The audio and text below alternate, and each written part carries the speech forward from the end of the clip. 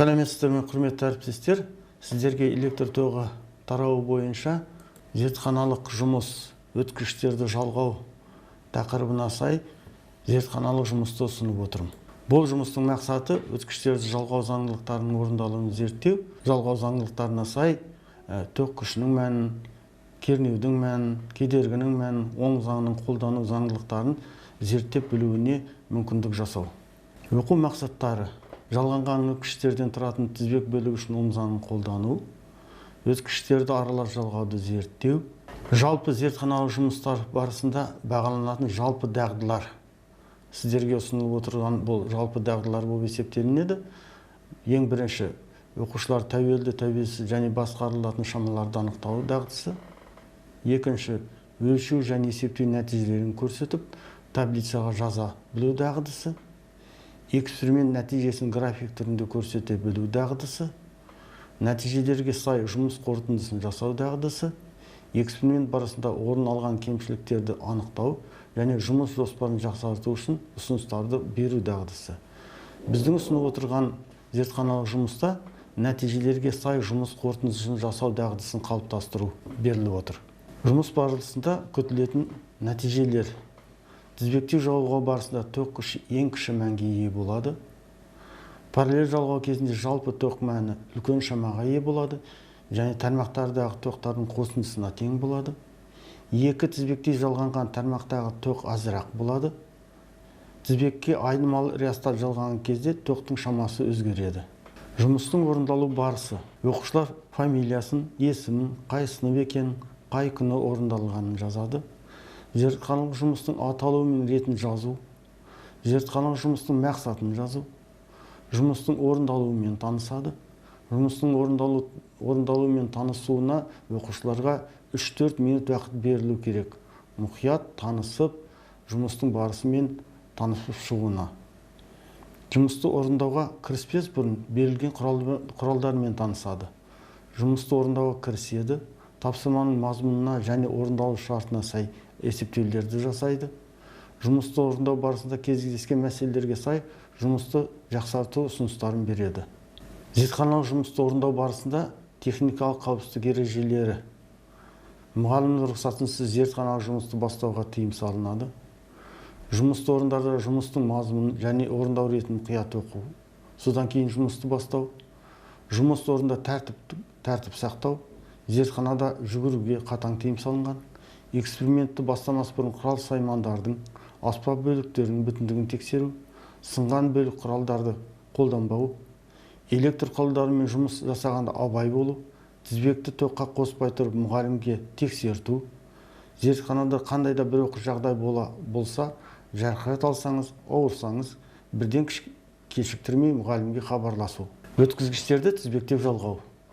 Өткізгіштерді тізбектеу жалғау үшін сіздерге керекті құралдар: ол тоқ көзі, электр шамдары үшу, амперметр біру, вольтметр біру, кілт немесе айырғыш деп айтуға болады біру, жалғағыш сымдар 10 шақты, реостат, өзгермелі немесе айнымалы реостат деп айтуға болады біру керек. Бұл зертханалық жұмыста сіздер қазір тізбекте жалғанған электр тізбегі 3/1-ді орындауға кірісесіз. Өткізгіштер тізбектеп жалғанғаннан кейін осы шамаларды берілген тапсырма бойынша тоқтың мәнін, кернеудің мәнін белгілеп жазып алып, бұл жерде сіздердің қолданып отырған приборлардың бөлік құнын, өлшеу қатесін не байланысты шамалардың мәнін жазуға болады. Одан кейін тоқтың, кернеудің мәнін анықтағаннан кейін жалпы өткізгіштің жалпы кедергісін анықтау ұсынылған. Осы жаңаға айтып өткен заңдылықтарды қолданып есептеулерді жасайтын болса, осы аралықта оқушы 3 ұпай алады. Өткізгіштерді аралас жалғау ұсынылған. Бұл жағдайда өткізгіштерді аралас жалғағанда 2 электр шамы бір-бірімен тізбектеп жалғанған. Ол 2 электр шамына 3-ші шам параллель жалғанған. Және амперметрді жалғау үлгілері көрсетілген. Бірінші деген ретте ол амперметр осы жерде тұру керек, жалпы тоқтың шамасын көрсетеді. Екінші деген ретте ол амперметр тізбектей жалған шамның тоғын көрсетеді.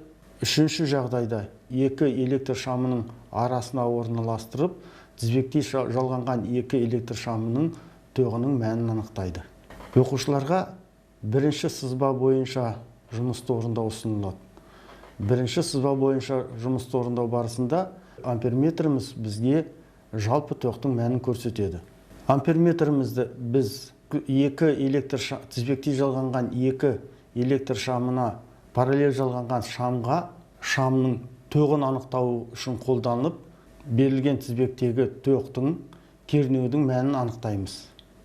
Үшінші жағдай үшін бір-біріне тізбектей жалғанған екі электр шамының арасына орналастырып амперметрді, сондағы тоқтың кернеудің шамаларын анықтау арқылы жұмыстың мәндерін, тоқтың кернеудің мәндерін анықтап жазып алады.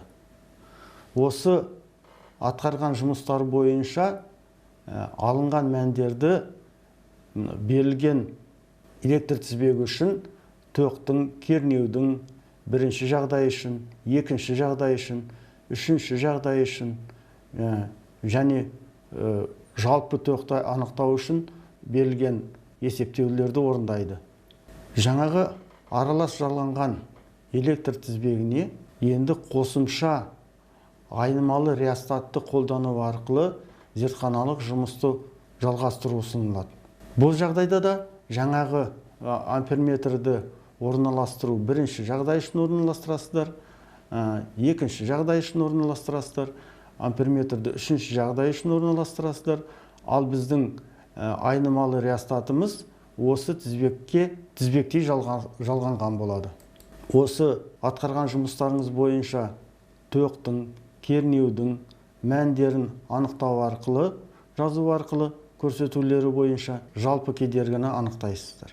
Осы есептеулеріне сай, алынған нәтижелеріне сай және прибордың өлшек құнының есептеулеріне сай жұмыстарды орындаған болатын болса, онда біздің оқушымыз 5 ұпайға жұмысы бағаланады. Осы жұмыстарды орындау барысында оқушылардың сын тұрғысынан ойлауын дамыту үшін мынандай тапсырма берулеріңізге болады. Тізбекте ток күші минимал болатын жағдайдың сұлбасын салып, эксперимент арқылы тексеріп дәлелдеңіз деген.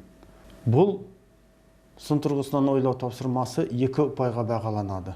Ұсынылған жауап дұрыс болатын болса, 3 электр шамы параллель жалғанғанда деп айтатын болатын болса, онда оқушы 1 ұпай алады.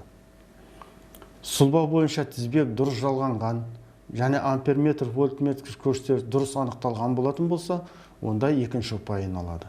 Жұмыс нәтижелері бойынша қорытынды сұрақтары. Тізбектей жалғанғанда ток күші қандай болады? Аралас жалғанғанда әртүрлі тармақтардағы ток күші қандай болады? Айнымалы реостат тізбекке қандай өзгерістер енгізді?